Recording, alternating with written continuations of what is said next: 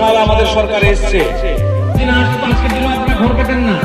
মোদীজি বলছে প্রত্যেকটা মানুষকে ঘর পৌঁছে দিতে হবে, যারা ভারতবর্ষের নাগরিক তাদের মৌলিক অধিকার তাদেরকে দিতে হবে। আগে আপনারা এখানে যারা আছেন, আপনারা কোনো সময় পঞ্চায়েতে গেছেন, আগে গিয়ে জিজ্ঞেস করার কোনো সুযোগ ছিল? গিয়ে কোনো কিছু আদায় করার কথা বলতে পারতেন? কি কি স্কিম এসছে সেগুলো জানার কোনো অধিকার ছিল? আজকে বিকশিত ভারত সংকল্প যাত্রার মাধ্যমে সারা ভারতবর্ষের প্রত্যেকটি পঞ্চায়েতকে বাড়ি বাড়ি পাঠানো হয়েছে, প্রশাসনকে বাড়ি বাড়ি পাঠানো হয়েছে।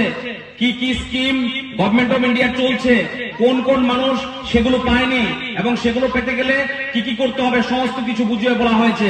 আর বিগত দিনে ঘরের জন্য টাকা চাইতো, টয়লেটের জন্য টাকা চাইতো, 52-53টা সংগঠনের নাম করে চাঁদাবাজি ছিল তাদের আয়ের প্রধান উৎস।